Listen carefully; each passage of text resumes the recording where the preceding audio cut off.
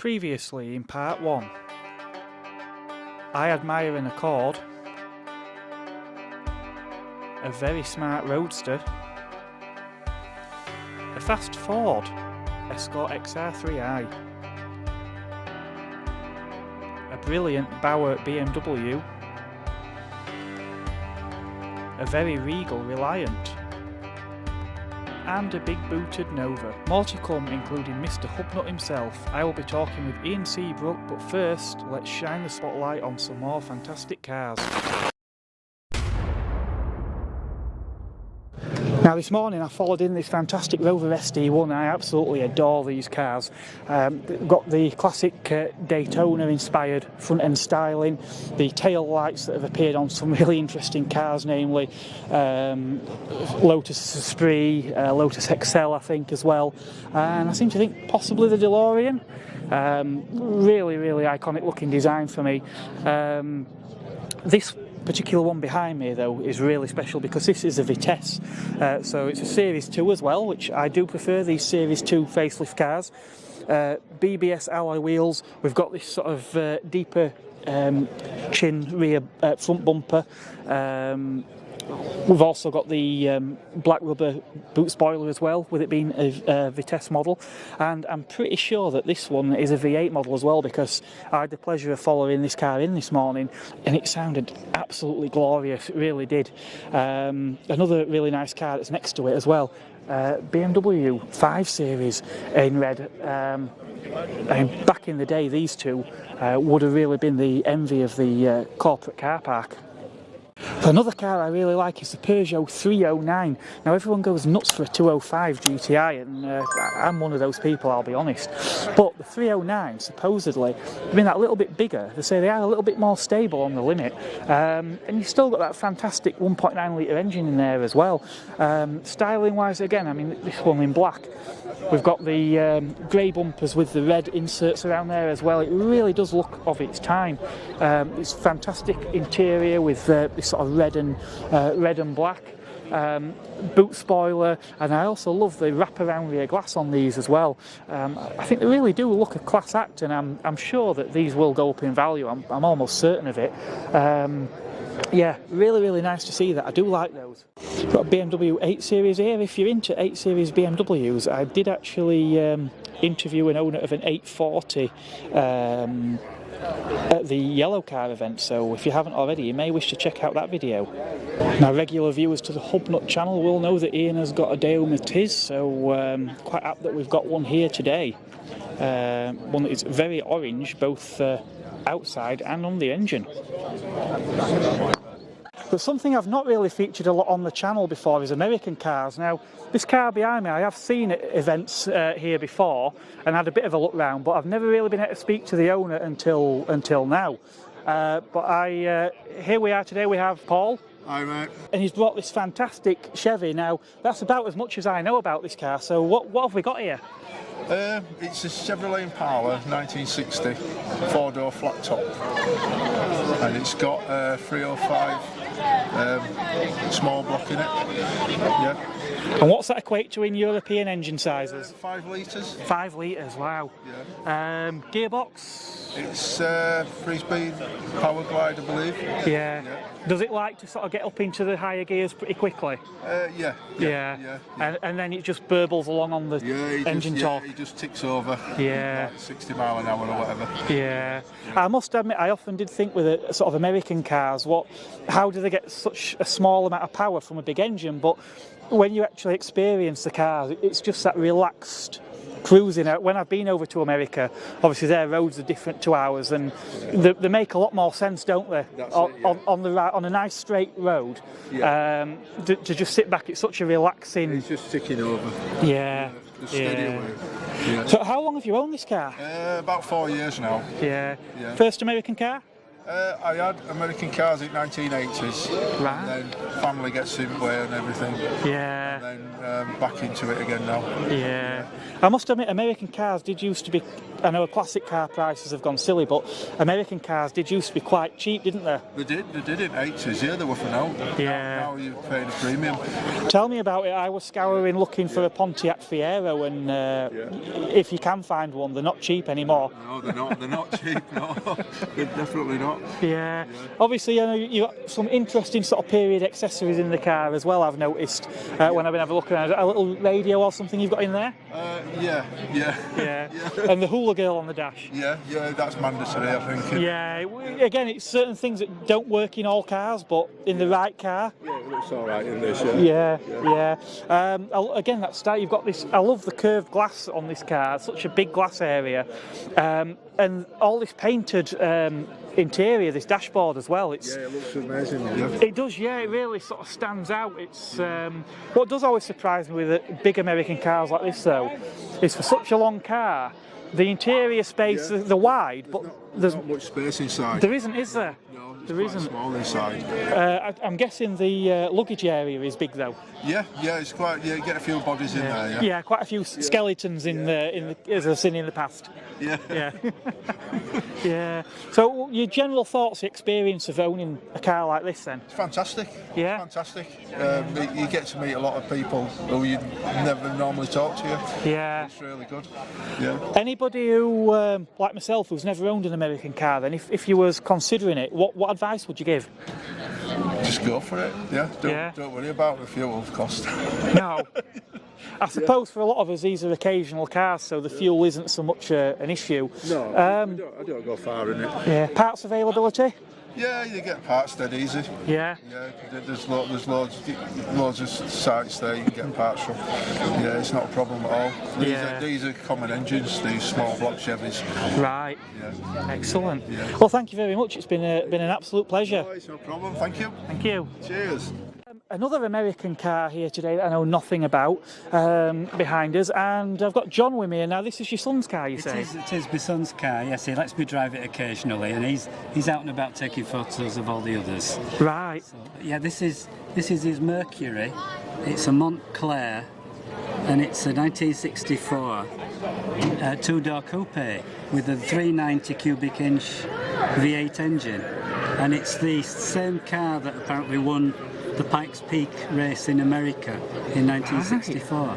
Oh, so it's got real history then? Yeah. It's not the actual car, but it's the same model. Oh, the same model, so right, okay. Yeah. I must admit, American cars of this era, the one thing they all have in common is the size, isn't it? Yes, yeah, this is, I think it's called a full size, is this. It's not a compact. But, they did get bigger in the 70s, but it's big enough for England, definitely. Yeah. So yeah, I think it's just big enough to be recovered by the RAC as well. So how long has he had this car? He got this car when he was 23, which is about 8 years ago now, and it was really quite cheap insurance on classic car insurance, because he's had a few others which have been English classic cars, but he saw this when he was 15, when the previous owner had just imported it. Right. And he fell in love with it, and then it was on eBay, and within a day we'd gone and got it.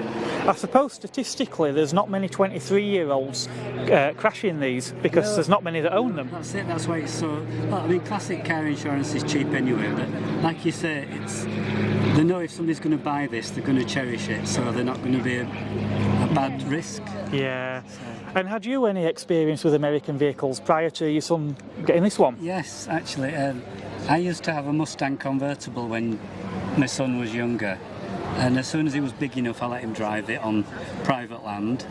A friend of mine had the saloon version of this particular car, and we used to go all over it. That's where he really got the American bug. Yeah, so you've done nothing to influence him then from a young age? Nothing at all, no. Yeah. No, unless he's inherited the genes from me. So, yeah, that's... we've been down to...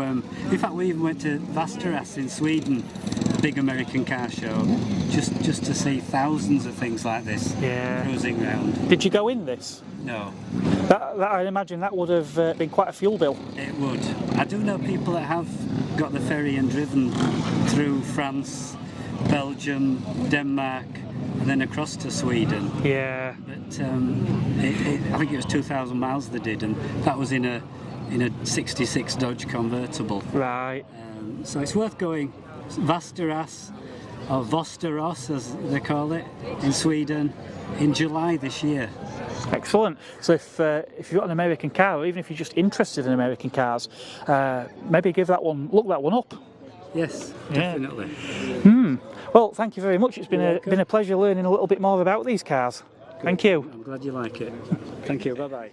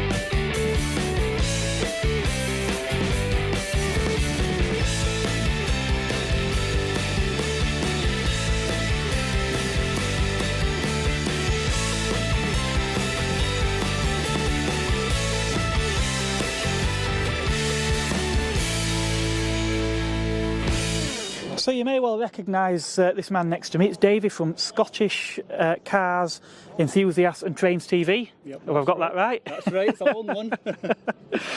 Davy's travelled down today all the way from Scotland to Yorkshire in his Rover 75. Now you may have seen this car on his channel if you watch. If you haven't done, then by all means check that out. Yeah, his Rover 75, it's a diesel engine, isn't it, in this one? It's a 2-litre M47 BMW engine. So it's very, very reliable, Yeah. apart from crankshaft pulleys. Yeah, you've had a few little issues recently, haven't you, with... The month of March has been quite an expensive one for this car. Basically the crankshaft pulley started rattling away and it just got worse and worse and worse. So I got it replaced, and then 2 weeks later it started shredding its belts again. So I had to find basically someone to try and refit them again. Yeah. But at least you got it done, and it's brought you here today in style and comfort. Yeah. Now this is one of the later facelifted cars, so sadly Project Drive, there was a bit of cost cutting, things like badges and whatever, but on the plus side, it's a connoisseur spec, isn't it? Yeah, it's the Connoisseur SE spec, so it comes with things like climate control, leather interior. This one's the sandstone interior, and I think it was only 135 of them made in the UK, worldwide. Right. They certainly do look the part with the, like I say, with the leather interiors and this wood steering wheel. Really, really nice. It's the colour suits as well. There's still something quite majestic and stately, isn't there, about a Rover? And I know the 75s. I know when they came out, the early ones, obviously backed by BMW, there were quite a buzz about the cars. But then after BMW sort of scuppered them a little bit at launch. For a few years it became a bit of a laugh, a bit of a joke, but people now are really starting to realise that these are actually really good cars. Yeah, that's precisely that. I mean, I wasn't really interested in them when they first came out, but I've known a few people who had them. Yeah. And about 2 or 3 years ago I thought about getting one myself, but I just couldn't. I don't know, the badge sort of put me off a wee bit. Yeah, I know you use this as a family motor as well. I know when Ian Seabrook had his, he said the space was a bit compromised. How do you find it? I don't find it too bad. I mean, we've brought like a week's worth baggage down with us for a holiday, and it's soaked up everything in the boot. Yeah. And I mean, it's a perfect family car. Most of the time, it's myself driving it. Yeah. I use this as a daily sort of thing as well. In terms of a family car, I mean, like I say, it's comfortable, and with that diesel engine, I mean, it would have been the perfect car for this trip, really. Yeah. Yeah. I mean, my journey was about 4.5 hours. It didn't feel like 4.5 hours when I got out. Yeah, yeah. So, Scottish Car Enthusiast and Trains TV, what's the future plans then? Future plans is I'm still trying to do like little road tests and all that. I've sort of been reviewing sort of newer cars. Again, getting to as many car meets as I can in Scotland and down in England as well. The next big one I think will be the Furious Driving Social here next month. Yeah, I'll be here for that one again myself, so I'm quite fortunate that I'm like 10 miles away from here, so it's really handy for me. Yeah. So yeah, I'm sure that'll be a good one with Matt. That's excellent. Well, thanks for letting us have a look at your Rover, Davy. It's been nice seeing you again as well, coming all the way down from Scotland. So yep, excellent. Thank you. No problem.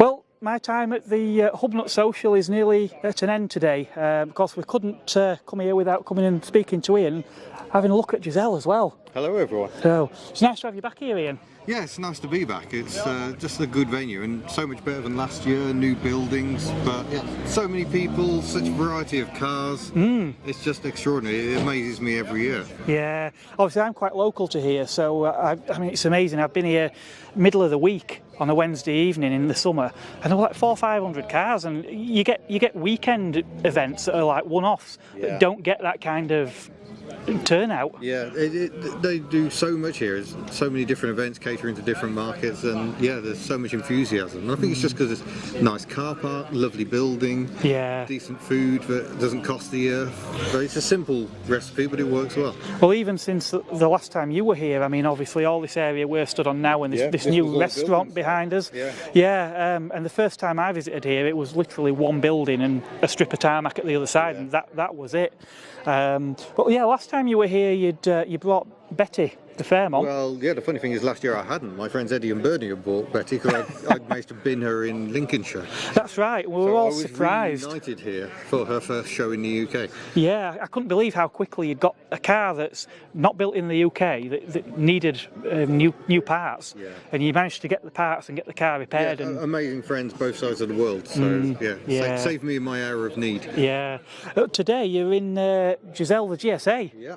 Which I have actually seen this car in November at the NEC. Yeah, she was there. Along with Tuck, I think as well, were there, It's strange actually, you're in the GSA, but you're actually going to another event, aren't you? Yeah, Citroens. we're off to the 2CV GB National, so it's not quite the right car, but even if my 2CV was running properly, which it isn't, it's got a bit of a sickly engine. We just can't fit everything in the 2CV. It's us, two dogs, all the merchandise and everything. There's a lot to carry around, and this car, despite being quite small, it's amazing what you can cram into it. Yeah, and although I know you'd quite happily drive from Wales to Yorkshire and then to Cambridge, is it? Yeah, Cambridge. In a 2CV, I'm not sure that Miss HubNut would be quite so enthusiastic. Oh, she hasn't really been on a long trip in the 2CV yet. Well, I think she'd enjoy it. Yeah? It's definitely noisier. Yeah, certainly be quite an achievement, I think. Although you have been long distances in the 2CV before. Yeah, Croatia and all around France. Yeah. So not afraid to travel in that car at all. Yeah, I do love a good road trip. I've just took the McGann back to Belgium earlier this month. I'm quite envious because I haven't done a big continental road trip for 3 years now, and I miss it so much. I bought this to go to a meeting in Paris in May 2020. And of course, the world then fell apart. So we still haven't been to France 2 years on. Yeah, I must admit I weren't sure until the last minute that my trip were going to be a go, and then when it did happen, I had the school run to do Monday morning, so it was like a 36-hour round trip to Belgium and back. Yeah. It sounds insane from here, but you've got to grasp these opportunities, or otherwise they don't happen. Yeah. If there's opportunities there, just go for it. Yeah. So for anyone who's been living underground maybe and hasn't seen the light of day for a while, who doesn't know what's going on HubNut, what's coming up on the channel? What plans have you got? Well, this is it. HubNut has never been planned, so I never know. We've got the Daihatsu Charade engine swap project going on, so that will be finished hopefully soon. We're hoping for major progress on that next week. We've got the Morris Minor Traveller restoration we're covering. That's not our car. We're just following someone changing all the wood on a Morris Minor Traveller. Very involved job. Ah, yes, I saw that video. But yeah, there's a few things kicking about to keep things interesting. A few ideas we need to be cracking on with, so hopefully we'll get there. Yeah. I take it no joy. I know you kept looking at for a bigger unit. I take it nothing's transpired there. No, mixed feelings about changing unit. It might be what we actually need is a better house with space, tinkering space there. So we'll see. We'll see where we end up. The problem is, I must admit myself, you'd never seem to be able to find that perfect 5-garage sort of 2 or 3 bedroom house, do you? No, it's always a challenge trying to find the perfect property, especially when your budget isn't enormous. But we'll see what happens. Yeah. Well, best of luck with it. I think you're on 80,000 subs now, is it? Up to 87,000 now. Yeah, I remember last time I looked, but I know the rate of it seems exponential. YouTube, it seems to be going. Yeah, once you get the traction, but you've got to keep putting the content out, and it's so difficult just to keep on that treadmill of keeping the content coming. But your videos are like daily, aren't they? As you know, it isn't. Oh no. I mean, I'm trying to keep to one a week. Yeah, you're putting out daily videos, aren't you? Not quite daily at the moment. There have been times when I've done that, but we're more like sort of 3-4 videos a week. Yeah. Which is hard enough work, trying to keep up with the comments and everything. Because I love that interaction, because you just don't get that when you're in print media. So it's so lovely to have that direct link with people and then to meet them on days like today. It's just great. Yeah, and hence why you're always so busy when you do these sort of events as well. So many people to talk to, which is just lovely. We call it HubNut Social for good reason. It's like chatting with folk. I was saying, I mean, obviously, a lot of us take a bit of pride, and I did clean my car before I came here, but this is believe it or not. well, this is one of those events where I think you can actually come to a YouTube, to a HubNut Social in a dirty car, it doesn't matter what you turn up. Yeah, nobody will judge. The social is the important bit. Just come, chat with people, have fun. Yeah.